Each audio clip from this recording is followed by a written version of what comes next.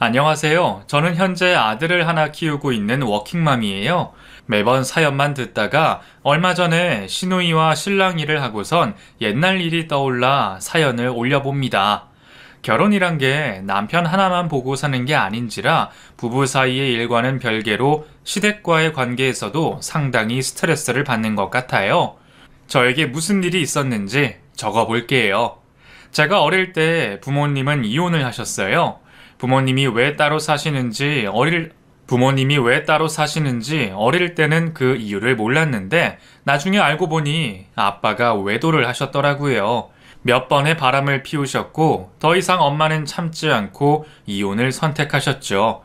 제가 어릴 때만 해도 이혼이라는 게 여자에게 흠이었기 때문에 엄마도 참고 살려고 애를 쓰셨대요. 그런데 다시는 안 그러겠다고 하셨던 아빠가 매번 약속을 어기고 다시 바람을 피우시니 엄마도 더 이상 참지 못하셨던 거예요.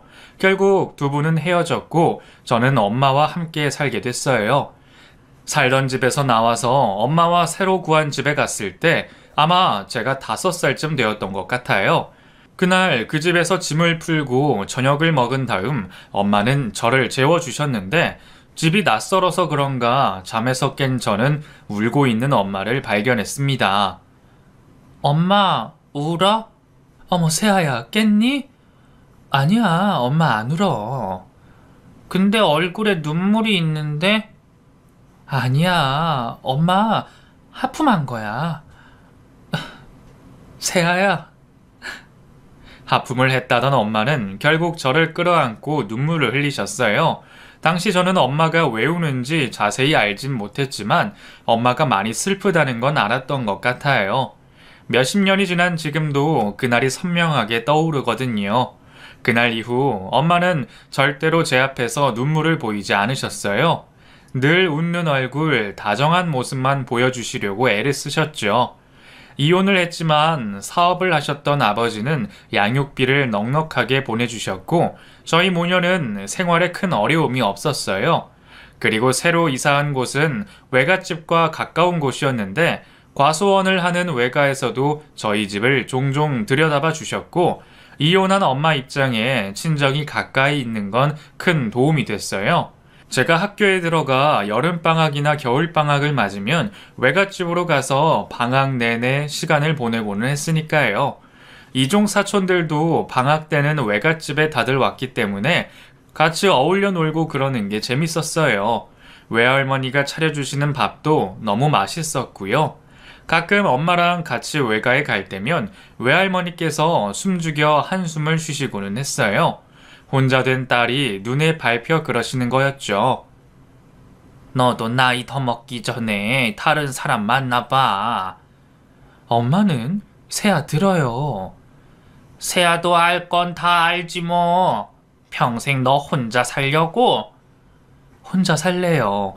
이제 결혼 같은 건 진절머리나. 재혼하라는 외할머니의 말에 엄마는 싫다는 말로 일관했어요. 한번 해봤는데 뭘 또 하냐고 그러시면서요. 엄마는 저만 있으면 된다면서 재혼 같은 건 안 한다고 하셨고 저는 그 소리를 듣고 혼자 안심하고 그랬던 기억이 나요. 부모님이 이혼하시고 난 다음 한동안 엄청 불안했었거든요. 아빠는 엄마와 헤어지고 새로 결혼도 하고 아이도 낳았기 때문에 왠지 제 느낌에 저와 엄마가 버림을 받았다는 느낌이 아주 컸었어요. 그런 상황에 엄마마저 재혼을 하셨다면 저는 외로움을 아주 많이 느끼며 컸을 겁니다. 하지만 엄마도 평생 혼자 사시기는 힘드셨을 거예요. 제가 중학생이 됐을 때 엄마도 결국 재혼을 하셨으니까요. 중2 때 엄마가 재혼을 하고 새아빠가 생겼어요.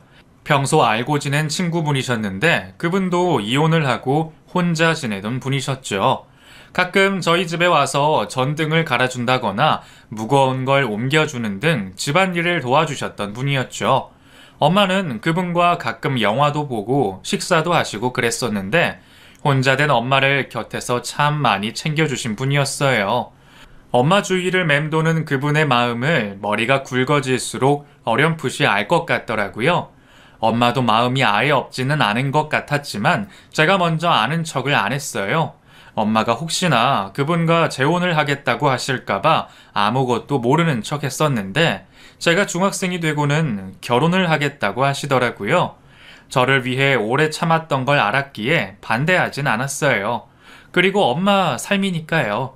두 분이 결혼식을 하시고 저는 유학을 가기로 결정이 났고 캐나다로 저 혼자 떠나게 됐었어요.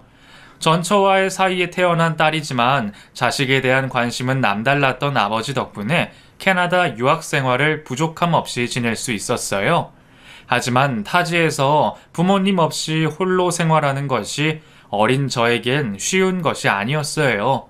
늘 외로움을 안고 지냈고 한국으로 돌아가고 싶다는 갈망을 가지고 살았어요. 하지만 제가 한국으로 돌아가면 엄마의 결혼 생활에 짐이 될까봐, 내가 짐이 될까봐 차마 돌아가고 싶다는 말을 하지 못했어요. 그러는 사이 엄마도 새아빠와의 사이에 아이를 낳게 되었고 저와는 17살 차이가 나는 늦둥이였죠. 엄마, 몸은 괜찮아? 그럼 괜찮아. 엄마가 나이가 있어서 걱정했는데 동생도 건강하고 엄마도 건강하대. 응, 내가 가까이 있었으면 도와줬을 텐데 엄마 혼자 안 힘들겠어? 아저씨가 도와줘서 괜찮아. 엄마 걱정은 말고 공부 열심히 해. 알았지? 내가 없어도 괜찮다는 말이 어찌나 서운하던지 웃으면서 전화를 끊고는 한참 혼자 울었어요. 그때 정말 많이 외롭더라고요. 나만 외로운 것 같았어요. 엄마 아빠는 행복한데. 그땐 그랬었어요. 한국에서 동생이 무럭무럭 크는 동안 저는 캐나다에서 고등학교를 졸업하고 대학까지 진학을 했습니다. 타국에서 혼자 지냈지만 나름 착실했던 것 같아요. 또래들과 어울리며 방탕한 생활을 하게 될 유혹이 몇 번이나 있었지만 저는 그렇게 살고 싶진 않았어요. 엄마가 걱정하는 것도 싫었고요. 그래서 허튼 짓 안 하려고 애를 많이 썼어요. 그러다 보니 자연스레 성적이 좋았고 대학 진학도 별로 어렵지 않았어요. 하지만 하고 싶은 일이 없었기에 학교 생활이 재미있진 않았어요. 인생에 어떤 목표도 없이 얼른 대학을 마치고 한국으로 돌아가야지 하는 생각만 하고 지냈거든요. 한국으로 돌아가고 싶었어요. 대학 졸업장을 가지고 가면 그나마 직장을 구하는 데 나을 거고 그럼 독립하는 게 그리 어렵지 않겠다는 계산이었어요. 물론 아빠한테 부탁을 드리면 쉽게 다 해결이 됐겠지만 글쎄요. 각자의 가정을 꾸리고 사는 두 분께 아쉬운 소리를 하기 싫었어요. 약간의 반항심? 그런 게 작용한 것 같지만 어쨌든 그런 생각에 대학을 졸업 후 저는 한국으로 바로 들어오게 됩니다. 한국에 들어왔을 땐 공항으로 가족들이 마중을 나왔어요. 아이가 어려서 장시간 비행이 어려워 한동안 만나지 못했었거든요. 저도 방학 때 한국에 들어가지 않았기 때문에 남동생을 그날 처음 보게 됐어요. 유치원생인 남동생은 저를 보면서 이모라고 하더라고요. 정식 명칭은 누나인데 말이에요. 이모 같은 누나라니 참 남들 보기 별난 가족이었죠. 한국에 들어와 한동안 엄마 집에서 함께 지냈어요.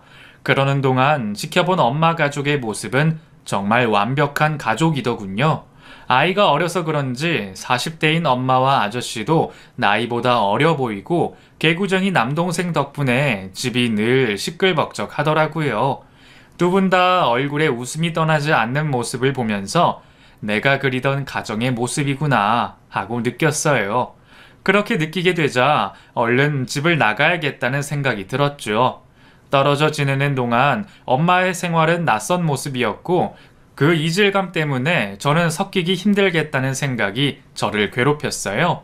그래서 빨리 나가서 살고 싶었죠. 저는 구직을 하러 다녔고 운이 좋게 대기업 비서실에 취업이 됐어요. 캐나다 대학 졸업증으로 뭘 하겠나 걱정이 됐었는데 생각보다 빨리 취직이 됐었어요. 그렇게 취업이 되고 저는 엄마 집을 나와 자취를 하게 됐어요. 물론 집을 구하는 건 엄마가 도와주셨어요.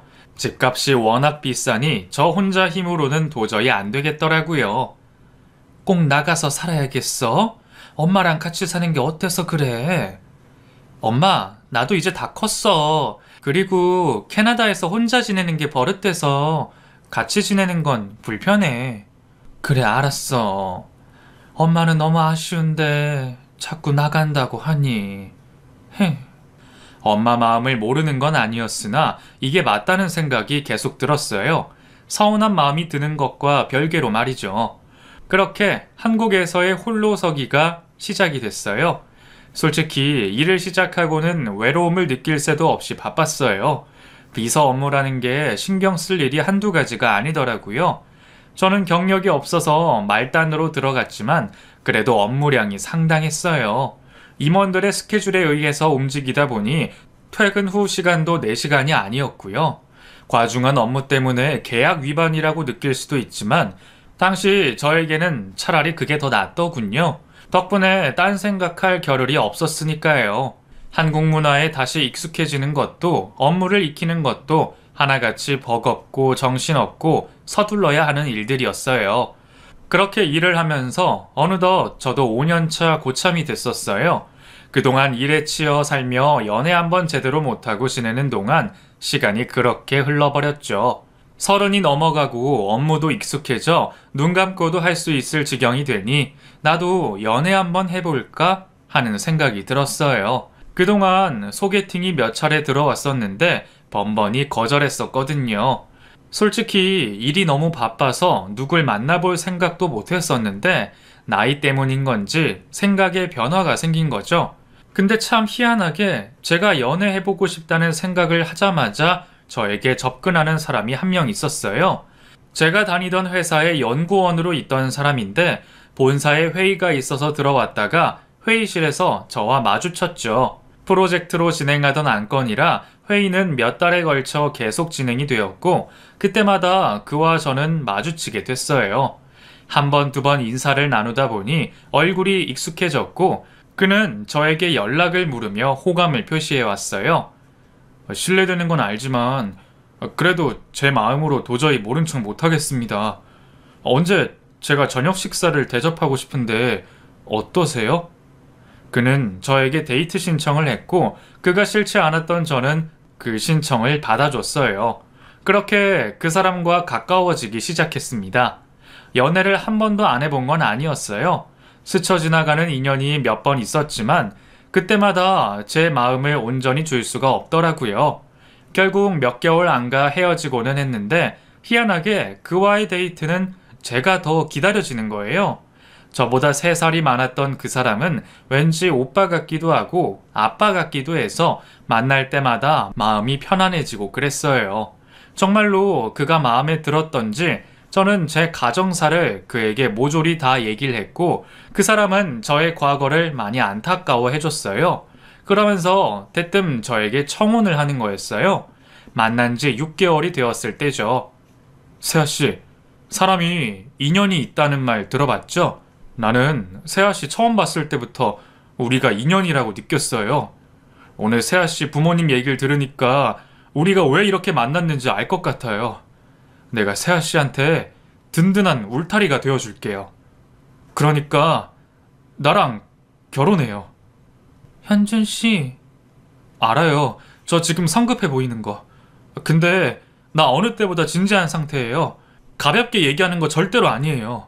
그는 저에게 진심을 꾹꾹 눌러 담아 마음을 전했고 그의 마음에 감동한 저는 그와의 결혼을 결심하게 돼요. 남편과 함께 엄마와 새아빠에게 인사하러 가던 날 저의 결혼 소식에 엄마는 이것저것 남편에 대해 많이 물어보셨어요. 믿음직스러운 남편을 실제로 보고 마음이 놓인다고는 하셨지만 엄마는 끝내 눈물을 보이셨죠. 엄마가 해준 것도 없이 저 혼자 큰 것 같아 미안하다고 하셨어요. 장모님, 걱정 마세요. 제가 더 잘하겠습니다. 고마워요. 실제로 보니 내가 정말 마음이 놓여. 새아버지도 서글서글하게 구는 남편에게 성격 좋다면서 칭찬을 아끼지 않으셨죠. 우리 딸 시집 가는데 필요한 거 없어. 아빠가 다 해줄게. 자라면서 저와는 같이 지낸 적이 거의 없는데도 불구하고 새아버지는 늘 저에게 아빠가 이렇게 말씀하셨어요. 우리 딸 잘 지내지? 어디 아픈 데는 없지? 한국 오면 아빠가 맛있는 거 사줄게. 우리 딸 뭐 필요한 거 없어? 아빠가 해줄게. 그렇게 수도 없이 저에게 마음을 내셨던 분. 정작 저는 한 번도 새아버지를 아빠라고 불러준 적이 없었는데 말이에요. 결혼을 앞두고 보니 그게 그렇게 죄송할 수가 없더라고요. 그래서 제 결혼식 때 새아버지 손을 잡고 입장하기로 했습니다. 그 소식을 전했을 때 새아버지는 눈물을 흘리셨어요. 고맙다고요. 그동안 얼마나 마음고생을 하셨을지 너무 못난 딸이라 그게 또 너무 죄송했습니다. 그렇게 결혼 준비는 순탄하게 잘 진행되었어요. 아니, 진행되는 줄 알았어요. 시댁에 인사를 가기 전까지는 말이죠. 물론 시어른 두 분은 너무나 좋으신 분들이셨어요. 문제는 시누이였어요. 저보다 4살이 어린 시누이가 한 명 있었는데 대학 졸업하고 취업도 하지 않고 시댁에 살면서 용돈을 타서 쓰고 있더라고요. 물론 저희 남편에게도 수시로 용돈을 타 쓰고 있었고요. 정말 제 상식으로는 이해가 가지 않았지만 아직 나이가 어리니까 그냥 아직 철이 없나 보다 했어요. 뭐 각자의 삶이 있으니 거기에 대해서 남편에게도 왈가왈부하지 않았어요. 남편도 자기보다 7살이나 어린 여동생을 그저 귀엽게 보는 것 같더라고요. 그런데 제가 처음 인사를 간 날, 오빠, 아직 연애한 지 1년도 안 됐는데 너무 빨리 결혼하는 거 아니야? 제가 앞에 버젓이 있는데도 불구하고 남편에게 그렇게 말하기에 참 당돌하다 싶었는데 기어이 선을 넘더군요. 그래도 오빠 처음 만났던 그 여자가 제일 낫네. 얼굴도 예뻤잖아. 나랑 코드도 잘 맞았는데. 시누이의 철딱선이 없는 소리에 시어머니는 제 눈치를 보느라 바쁘셨고 남편도 식은땀을 흘리더군요. 알고 보니 시누이가 말한 여자는 남편이 대학 다닐 때 잠깐 사귀었던 사이라고 했습니다. 기어이 그 캐캐묵은 과거의 여자 이야기를 제 앞에서 한 거죠. 아니 얘가 새언니 될 사람 앞에서 못하는 소리가 없어. 새아씨 이해해요. 얘가 원래 좀 짓궂어. 장난치는 거예요. 알죠? 아, 네. 제가 표정 관리를 못하고 있자 그제서야 시누이도 설마 기분 나쁘셨어요? 그랬다면 미안요. 하면서 오히려 저를 속 좁은 사람으로 만드는데 어우 진짜 한 대 쥐어받고 싶더라고요. 그러면서 저를 위에서부터 아래로 대놓고 훑어보는데 정말 눈을 어디에 둬야 할지 모르겠더군요. 언니, 그 백 진짜예요? 네? 아, 네. 어머, 너무 예쁘다. 나 사진 한 번만 찍어도 돼요? 제가 순간 너무 당황해서 아무 말도 못하고 있는데 제 가방을 낚아채더니 자기 어깨에 매보고는 이리저리 셀카를 찍는 겁니다. 지금도 그때를 생각하면 정말 어이없고 황당하고 기분 나쁘고 정말 뭐라고 표현하기도 힘든 순간이었어요. 남편이 버릇없이 뭐 하는 거냐고 제 가방을 돌려주고서야 셀카 짓은 끝이 났습니다. 그리고 나중에서야 알게 되었어요. 제 가방을 메고 찍은 사진이 시누이 인스타에 마치 자기 것인 양 올라가 있다는 것을요. 시누이는 남자 잘 만나서 부잣집 남자에게 시집가는 게 꿈인 사람이었어요. 시누이의 관심사는 오직 자기 자신을 꾸미는 것 뿐이었죠. 그냥 얼핏 봐도 얼굴에 손댄 게 한두 군데가 아닌 것으로 보였고 몸매 관리도 얼마나 잘했는지 진짜 모델 저리 가라였어요. 밥을 먹는데도 몸매 관리해야 한다고 젓가락으로 깨작깨작거리더라고요. 그저 돈 많은 남자 하나 물어서 평생 놀고 먹고 편히 살겠다는 심보였어요. 그땐 시누이의 상태가 그렇게 심한 줄은 몰랐고 앞으로 저에게 다가올 일도 몰랐기에 그냥 속으로 쯧쯧쯧 하고 말았어요. 그렇게 밥이 입으로 들어가는지 코로 들어가는지 모를 식사 시간이 끝나고 시댁을 나오자마자 남편은 제 눈치를 보면서 제 기분을 맞춰주려고 애쓰더군요. 아영이 걔가 나쁜 애는 아니야. 너무 오냐오냐 자라서 세아씨 기분 많이 상했어? 아니야.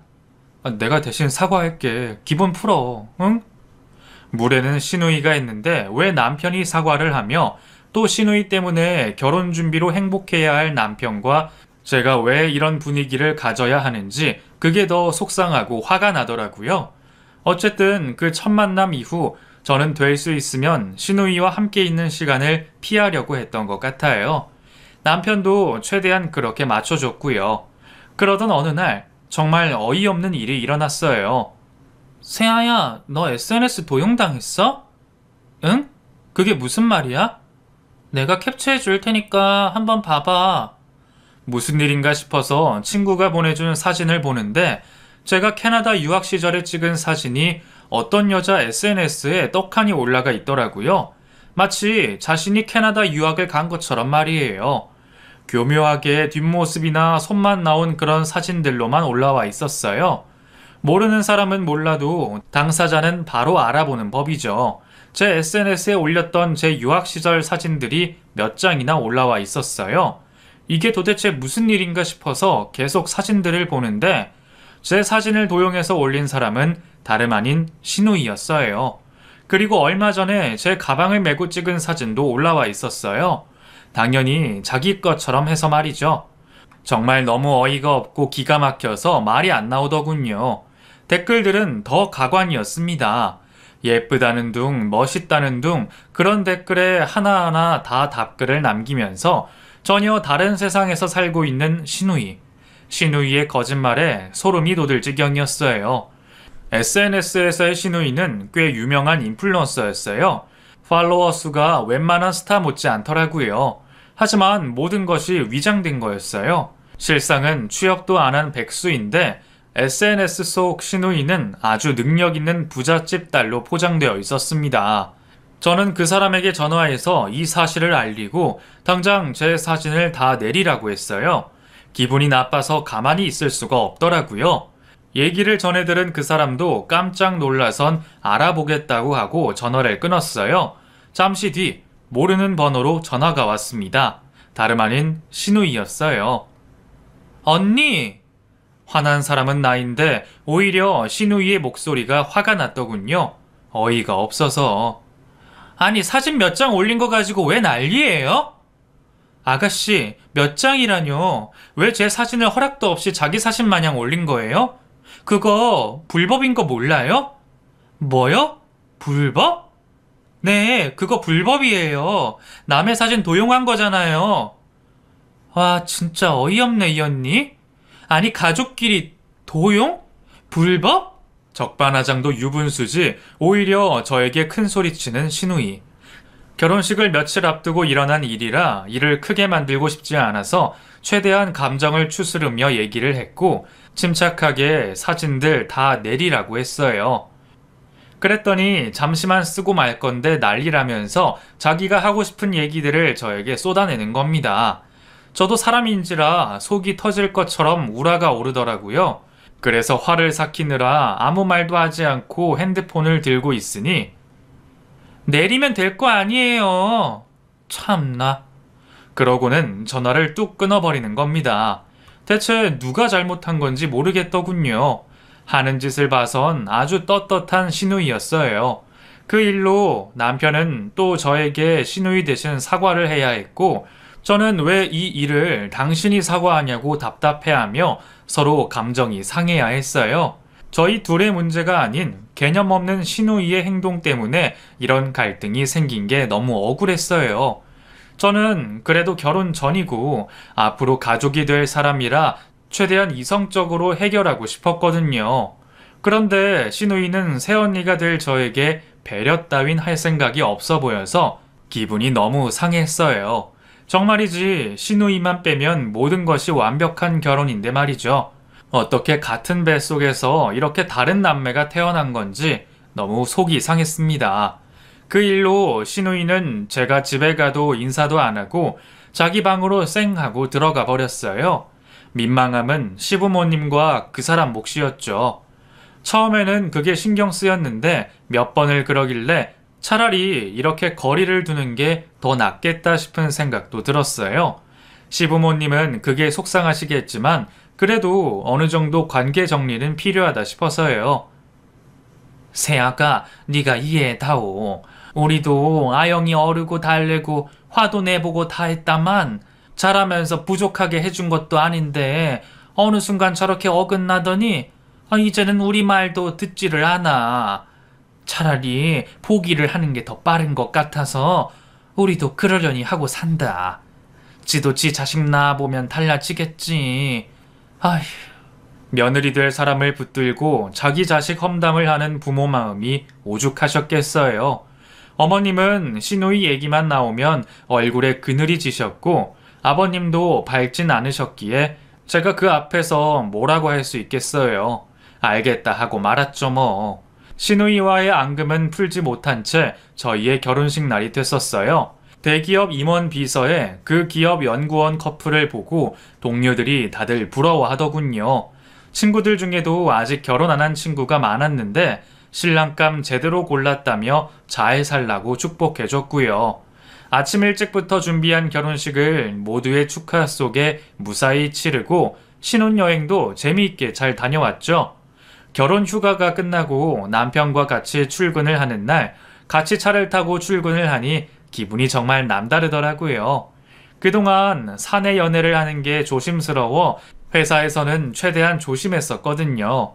결혼 후에는 남의 시선 신경 안 쓰고 다닐 수 있으니 어찌나 좋던지요. 결혼식 날에 그 주인공이 된 기분이 사라지지 않아 여전히 기분이 붕 뜬 상태로 출근을 했고 그날 밀린 업무를 보느라 정말 바빴는데도 전혀 힘들지가 않았어요. 세상만사 다 마음 먹기라고 제 마음이 들떠 있으니 일도 즐기면서 할 수 있었죠. 그렇게 저희 결혼 생활은 꿈에 부풀어 시작이 되었어요. 하지만 그 설레임은 얼마 가지를 못하고 현실의 벽에 부딪히게 됩니다. 회사에서는 큰 문제가 없었어요. 사내 결혼이긴 하나 저와 남편의 근무지가 달랐기 때문에 회사에서 서로 아무 영향도 주지 않았기에 원래 각자 하던 일을 하면 됐거든요. 직장 생활에 문제가 없으니 문제가 생길 곳은 딱 하나, 바로 시월드였어요. 시월드라고 표현은 했으나 시부모님은 너무 좋은 분들이셨기에 두 분에 대해서는 늘 감사한 마음만 들었었어요. 맞벌이에 살림까지 한다고 늘 애쓴다며 제 마음을 챙겨주셨고 행여 반찬하는 게 힘들까 해서 밑반찬을 늘 가득가득 챙겨주셨거든요. 저희 엄마보다 더 자주 반찬을 만들어 주셨고 심지어 맛도 더 있었어요. 혹시 신혼집으로 오시면 제가 부담스러워 할까봐 남편에게 본가로 들러서 반찬을 가져가라고 하셨고 최대한 저를 배려해 주시려고 애를 쓰셨어요. 그러니 제가 시월드의 행패라고 할 만한 사람은 딱 한 명, 시누이 뿐이었죠. 시누이는 여전히 일전의 그 사건으로 저에게 삐져 있는 상황이었고 시댁에서 마주치면 인사는커녕 아는 체도 하지 않았어요. 밥을 먹을 때도 자기 혼자 따로 방에서 먹겠다며 자기 밥을 따로 차려달라고 하고 제가 시댁에 있는 동안에는 자기 방에 처박혀 밖을 내다보지도 않았죠. 뭐든 자기 마음대로였고 자기 뜻대로 해야 성이 차는 사람이었어요. 그러면서도 남편에게는 용돈이 필요하다며 온갖 아양을 떨어 돈을 챙겨갔죠. 아니 아가씨는 직장 안 구한대? 알아보긴 하는데 잘 안 되나 봐.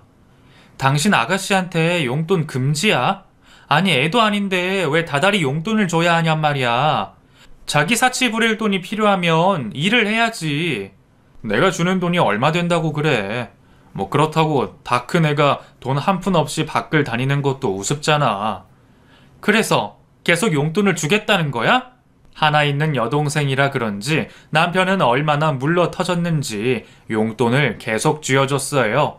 아무리 우리 집이 맞벌이를 한다지만 매달 3, 40만 원씩 동생 용돈 주는 남자가 어디 있겠어요. 남편이 이렇게 물렁하게 나오니 아가씨가 정신을 못 차린다는 생각도 들 정도였어요. 하지만 마음 여린 남편은 용돈 주지 말라는 제 말에 더 서운해하는 거 있죠? 이래나 저래나 정말 골칫덩이인 시누이였어요.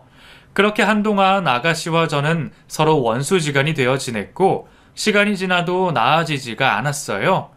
그러던 중 시누이가 결혼할 사람을 데리고 온다는 소식이 들렸어요. 드디어 돈 많은 남자 하나 물었나 싶더라고요. 남편한테 결혼할 사람 어떤 사람이냐고 물어봤지만 남편도 자세히는 모른다고 하면서 엄청 궁금해 하더군요. 시부모님도 잘 모르시는 것 같고 대체 얼마나 대단한 사람이길래 이렇게 꽁꽁 숨기나 했어요. 의문의 예비 신랑에 대한 궁금증이 계속 늘어갈 때쯤 시댁에 그 사람이 인사를 온다는 말이 들리더군요. 저와 남편은 그 사람을 보기 위해 시댁을 방문했고 저녁상까지 거하게 차려놓고 시누이를 기다렸죠. 드디어 현관벨이 울렸고 미지의 그 예비 신랑이 모습을 드러냈어요. 시누이와 비슷한 나이대로 보이는 남자가 들어왔는데 몸이 얼마나 좋은지 근육이 막 우락부락 하더라고요. 저와 시어머님은 눈이 휘둥그레졌죠. 안녕하십니까? 김철빈이라고 합니다. 목소리 크게 인사하는 모습을 보니 남자다운 사람 데리고 왔구나 싶었어요. 성격도 서글서글해 보이고 직업만 괜찮으면 결혼도 나쁘지 않겠다 그렇게 생각하고 있는데 시누이가 말을 꺼내더군요. 엄마, 나 이 결혼해야 해. 응? 그럼 두 사람 마음이 그렇다면 해야지 뭐. 근데 급할 게 뭐 있어. 알아보고 결혼도 하고 그러는 거지. 시어머님의 애매한 대답에 시누이는 작정한 듯한 표정을 지으며 저희에게 말을 했습니다. 엄마, 아버지, 저 임신 4개월이에요. 뭐? 임신? 네, 신우는 뭐가 그리 급했는지 이미 혼수로 임신을 했더라고요. 그리고 남자답다고 여겼던 남자친구의 근육이 아니나 다를까 남다른 직업 덕분이더라고요. 그 사람의 직업이 바로 헬스 트레이너였어요. 들어보니 아가씨가 술 먹고 실수로 하룻밤을 같이 보낸 사람이 이 사람이었고 운이 없게도 그게 임신이 되어버렸더라고요. 그렇게 돈돈거리며 남자들 죄다 돈으로만 보더니 결국 자기가 바라던 남편감의 정반대인 사람과 결혼을 해야 하는 상황에 놓였어요. 아이는 벌써 4개월이었고 그동안 고민을 많이 했다는 시누이는 눈물을 글썽이며 결혼 허락을 해달라고 말하고 있었어요. 결혼하고 처음 보는 희한한 광경에 저도 남편도 할 말을 잃었고 시어머님은 몸져 누우시기까지 했어요. 결국 뱃속의 아이 때문에 울며 겨자 먹기로 결혼한 시누이. 하지만 헬스 트레이너를 직업으로 둔 심해부의 경제력은 두 식구 먹고 살 정도는 되었지만 시누이의 사치에는 성이 차지 않았고 결혼 후에도 여전히 시댁과 남편에게 용돈을 탔으며 생활을 했어요. 이제는 결혼도 했으니 네가 알아서 해라라고 단칼에 자르고 싶지만 임신까지 한 몸이라 혹시나 하는 생각에 마음대로 하지도 못하겠더군요. 그래서 남편도 계속 용돈을 주는 것 같았고요. 친정과 친정 오빠한테 빨대 꼽고 사는 버릇은 대체 언제나 고쳐질지 기약 없는 시누이였어요. 그 지경이 되니 결국 저도 포기를 하게 되더군요. 저 혼자서는 시누이를 당해낼 수가 없었어요. 물론 그 모든 상황을 만든 건 시댁과 저희 남편이라고 할 수 있는 거고요.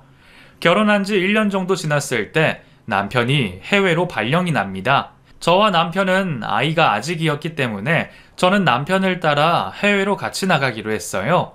입사하고 휴가 한번 제대로 못 가고 열심히 헌신한 결과로 휴직계를 낼 수가 있었거든요. 남편 혼자 해외에 나가 있는 게 싫었기 때문에 그렇게 결정을 내린 것도 있었고요. 무엇보다 남편 없이 시누이와 마주치게 되는 상황을 만들고 싶지 않았어요. 그렇게 남편을 따라 한국을 떠나 있은 지 1년. 그 1년 동안 남편과 정말 추억을 많이 만들었어요. 결혼 전 연애 기간이 짧았기 때문에 여행을 제대로 다닌 적이 별로 없었거든요. 그 1년 동안 정말 원 없이 여행을 다녔어요. 게다가 해외에는 저희 둘만 서로 의지할 수 있었기 때문에 주위의 신경은 아무것도 쓰지 않은 채 오로지 우리를 위해 시간을 쓸 수가 있어서 그래서 더 좋았던 것 같아요. 지금 돌아보면 그 시간이 정말 남편과 저에게 꼭 필요한 그런 시간이었던 것 같아요. 그러다가 저희에게도 좋은 일이 생겼죠. 바로 제가 임신을 하게 된 거였어요. 결혼 1년이 넘어가도 임신 소식이 없어서 초조하던 차였는데 마음이 편해서인지 출장을 가고 8개월쯤 지났을 때 임신을 하게 됐어요. 다행히 출장 기간이 끝나고 한국으로 들어올 때쯤엔 안정기에 접어들어서 안심하고 비행기를 탈 수 있었죠. 업무 인수인계가 생각보다 일찍 끝나서 애초 계획보다 일주일 빨리 입국을 하게 되었고, 일주일 동안 여독을 풀자 싶어서 시댁에는 알리지 않고 한국에 들어왔어요. 아무리 안정기라지만 장시간 비행을 했던 터라 많이 피곤하더군요. 저희는 신혼집으로 바로 갔고 집에 들어가 쉴 생각으로 현관키를 열고 들어갔어요. 그런데 집안 풍경이 제가 알던 그 모습이 아니더라고요. 현관 입구에는 신발이란 신발은 다 나와 있는 듯 복잡거렸고, 거실에는 아기 물건이 나뒹굴고 있었어요. 그리고 소파 위에는 헬스 트레이너인 심해부가 대자로 누워서 자고 있었죠. 저와 남편은 당황해 심해부를 깨웠어요. 아니 처남, 왜 여기 있는 거야? 집이 왜 이 꼴이야? 형님, 여긴 어쩐 일이세요? 뭐? 여긴 우리 집이잖아. 네. 그게... 심해부는 당황해서 말을 제대로 하지도 못했고 저는 순간 싸한 생각이 들더라고요. 아가씨는 어디 있어요? 그 방에 아기 재운다고. 심해부는 안방을 가리켰고 저는 설마 하는 마음으로 안방문을 열었어요. 그러자 경악할 장면이 눈에 들어오더군요. 저와 남편의 신혼방인 그 안방 침대에 시누이는 어린아이와 함께 자고 있었어요. 옷가지며 아기 용품이며 난장판을 해놓은 방 안에 빈 공간이라고는 침대 위밖에 없더라고요. 놀라서 쳐다보는 줄도 모르고 세상 모르게 잠든 시누이의 모습에 저는 두 눈을 감아버렸어요. 한동안 잊고 있었던 불쾌한 감정이 스멀스멀 다시 올라오더군요. 남편은 재빨리 눈치를 보며 시누이를 흔들어 깨웠어요. 아영아, 일어나봐. 너 왜 우리 집에서 살고 있는 거야? 뭐야. 오빠, 여기 왜 있어? 한국 들어오려면 아직 일주일 남았다고 하던데? 일이 빨리 마무리돼서 일찍 들어왔어. 근데 너 이게 다 뭐야? 시누이는 바로 저를 쳐다보더니 우물쭈물 하더군요. 그러다가 태세 전환을 하고는 뇌를 거치지 않은 말들을 하기 시작했어요. 아니, 우리가 집 구할 돈이 좀 부족해서 어차피 오빠네 비었으니까 내가 잠시 들어와서 살았지 뭐. 아니 아가씨, 그걸 왜 우리한테 말도 안 하고 마음대로 들어와 사는 거예요? 아무리 오빠 집이라도 여긴 아가씨 집 아니잖아요. 그동안 묵혀놨던 불만들이 하나하나 올라오는 것 같았어요. 어이없는 상황에 목소리 톤도 곱게 안 나가더라고요. 싸늘하게 말하는 저를 보던 남편은 저를 진정시키려고 애를 썼고 그런 모습이 보기 꼴사나웠던지 시누이도 도끼 품은 목소리로 말을 하더군요. 아니, 세연이 말을 또 그렇게 하네. 어차피 빈집이잖아. 그래서 내가 잠시 살았다는데 그게 그렇게 마음에 안 들어요? 네? 갈 곳이 그렇게 없으면 우리한테 먼저 양해를 구했어야죠. 그게 순서 아니에요? 아가씨 입장만 입장이고 우리 입장은 아무것도 아니에요? 와, 돈 많이 번다고 지금 유세 떠시는 거? 참나 더러워서. 지금 뭐라 했어요? 더럽다 했다 왜? 막 나가는 시누이를 보며 결국 저는 뚜껑이 열려버렸어요. 임신을 해서 안 그래도 호르몬 때문에 예민해져 있는데 시누이의 행각을 보며 도저히 가만히 있을 수가 없더라고요. 그래서 저는 바로 핸드폰으로 112에 신고 전화를 했어요. 경찰이죠? 여기 남의 집에 무단 침입한 사람이 있어서요. 아니, 무단 침입 일당이요. 바로 출동 부탁드려요. 언니, 여보. 두 남매는 통화 내용을 듣고는 화들짝 놀라서 저를 부르더군요. 저는 시누이를 향해 단호하게 말을 했어요. 억울해할 거 없어요. 다 인과응보니까. 지금 신고했으니까 곧 경찰들 올 거예요. 고소당하기 싫으면 월세 내요. 언니, 월세 내라고. 그동안 우리한테 말도 없이 여기서 살았잖아요. 안 그럼 나 고소할 테니까 정 잡혀가겠다면 말리지 않을게요. 그제야 안절부절 못하더군요. 제가 진짜 경찰을 부를 줄은 몰랐던 모양이에요. 언제까지 가족이라는 이름 아래 하고 싶은 대로 다 하고 살 수는 없는 일 아니겠어요? 저는 가족이라고 아낄 줄은 모르고 이용해 먹으려고만 하는 시누이에게 단단히 가르쳐주고 싶었어요. 우리가 할 말이 없어서 그동안 참아준 게 아니라는 것도 가르치고 싶었고요. 얼마 안 있어 경찰이 도착했고 저는 손가락으로 시누이를 가리켰어요. 곧 경찰들이 시누이에게 다가갔고 입 다물고 있던 시누이는 겁을 먹고는 울고불고 하며 저에게 매달리기 시작했어요. 언니, 내가 잘못했어요. 나 경찰서에 끌려가기 싫어요. 월세 드릴게요. 네? 새언니. 오빠, 나 좀 살려줘. 형님, 형수님, 저희가 잘못했습니다. 한 번만 봐주십시오. 네? 두 사람은 잘못했다고 싹싹 빌면서 봐달라고 했고 단호하게 말했던 저는 결국 경찰들을 돌려보냈어요. 그러고 나서 남편도 저에게 고맙다고 말을 하더군요. 그날 시누이 부부는 짐을 모조리 싸서 시댁으로 들어갔어요. 집을 구할 돈으로 그동안 돌려막기 하던 카드값을 다 내고 집 구할 돈이 없던 모양이었어요. 시부모님들도 한숨을 쉬고 시누이 가족을 받아들였고 그날 이후 시누이는 완전히 저에게 기가 죽어서는 예전에 보였던 그 버릇없는 행동들이 싹 사라지게 됐었어요. 그리고 남편도 시누이에게 더 이상 용돈을 주지 않았고 요즘 시누이는 가계부까지 쓰면서 돈을 모으려고 애를 쓰더군요. 이후 저는 건강한 아들을 출산했고 지금은 회사에 복직을 해서 워킹맘으로 열심히 살아가고 있는 중이에요. 겨우 시누이와의 관계가 정리가 되어서 시댁에서도 분위기가 예전 같지 않고 서로 조심하며 지내고 있습니다. 아직까지는 시누이가 납작 엎드려 있긴 한데 언제까지 갈진 모르겠어요. 사람이란 게 쉽게 안 변하니까요. 그죠? 저의 이야기는 여기까지예요.